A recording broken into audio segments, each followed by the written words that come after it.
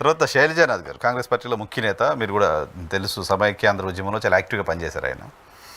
So ఆయన వైఎస్ఆర్ కాంగ్రెస్ పార్టీలో రాడు. ఇప్పటివరకు మన వైఎస్ఆర్ కాంగ్రెస్ పార్టీ నుంచి అవుట్ గోయింగే చూసాం. బహుశా ఇది ఫస్ట్ ఇన్కమింగ్ అనుకుంటా. సో దీని ఇంపాక్ట్ ఎలా ఉంటుంది?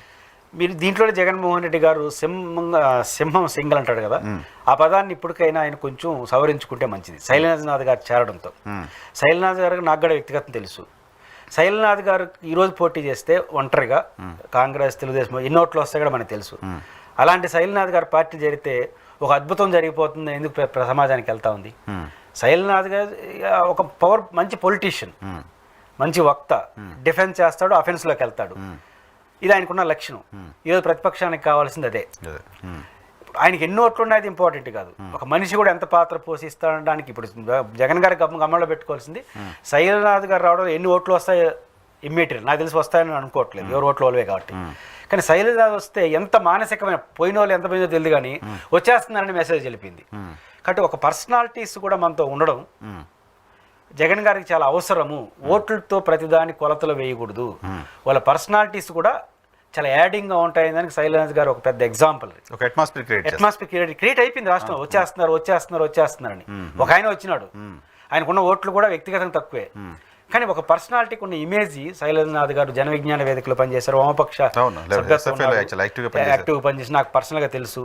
ఆయన మాట్లాడుతుంటే అఫెన్స్లోకి వెళ్తాడు, సబ్జెక్టుగా ఎదుటి వింటాడు. మాజీ మంత్రి రాయలసీమలో పెద్ద ఇంపాక్ట్ క్రియేట్ అవుతుంది. ఆయన ఒంటరిగా ఉంటే ఆయనకి ఉపయోగం లేదు. శైలనాథ్ గారు రావడం వల్ల ఉభయతారకం. కాంగ్రెస్ పార్టీ ప్లాట్ఫామ్ మీద 5,000 10,000 ఓట్లు తెస్తున్నారు. లాభం ఆయనకి లాభం లేదు, జగన్ గారికి నష్టం లాభం రెండు ఉంటాయి. కానీ శైలనాథ్ గారు రావడంలో రెండు ప్రయోజనాలు. ఒకటి ఆయనకు ఒక బూస్టప్ వచ్చింది. ప్రతి వ్యక్తి ఒక రోజుల్లో ఇంపార్టెంట్ పాత్ర పోషిస్తాడు. సింగల్ అనే పదానికి ఆపేసి ఖచ్చితంగా అందరూ నాతో రావాలి అనే భావన జగన్ గారు ఒక సిగ్నల్ ఇస్తే 100లో జగన్తో వచ్చేస్తారు. ఈ రోజు రాకపోవడానికి వెళ్ళిపోతున్నారు అంటున్నారు. ఆయన పిలిస్తే కదా ఎవరినన్నా మాట్లాడితే కదా ఆపితే. కాబట్టి జగన్ గారు ఓపెన్ చెప్తారు కదా, మా డోర్లు ఓపెన్ చేస్తే వైసీపీ ఖాళీ అవుతుంది అంటున్నారు. నాకు తెలియదు కానీ అధికార పార్టీ జగన్ డోర్లు ఓపెన్ చేస్తే ఎవరు ఖాళీ గారు కానీ ఆయనది మాత్రం నిండిపోతుంది. అధికార పార్టీ నూరు కాలు కానీ నిండిపోతుంది.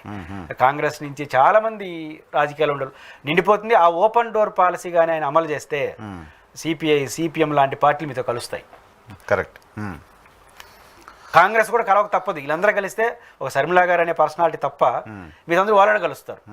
సింహం సింగల్ అని కట్ చేసుకొని డోర్లు ఓపెన్ చేసేస్తే ఇల్లు నిండిపోతుంది. ఈ బహుముఖ నాయకత్వం వస్తుంది.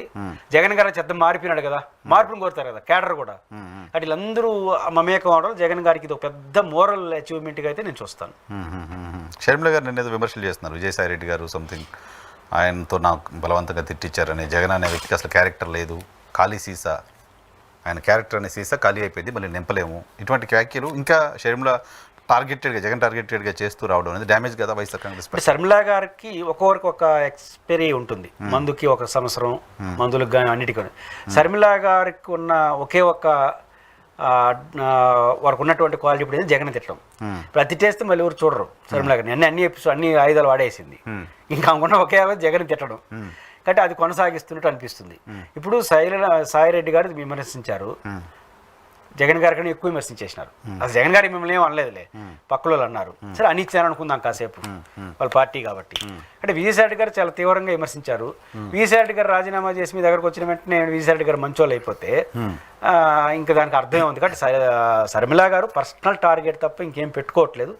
ఆమెకి నష్టం, కాంగ్రెస్ పార్టీకి అంతకన్నా నష్టం. పోయే నష్టం అయిపోయింది, కాంగ్రెస్కి ఎక్కువ నష్టం చేస్తుంది. ఇదే వైఖరి కొనసాగితే శైలనాథ్ గారి మార్గంలో ఇదే వైఖరి ఆమె కొనసాగి జగన్మోహన్ రెడ్డి గారు అనుకున్నట్టు డోర్లు ఓపెన్ చేస్తే కాంగ్రెస్ పార్టీలో షర్మిల గారు తప్ప ఎవరు ఉండరు.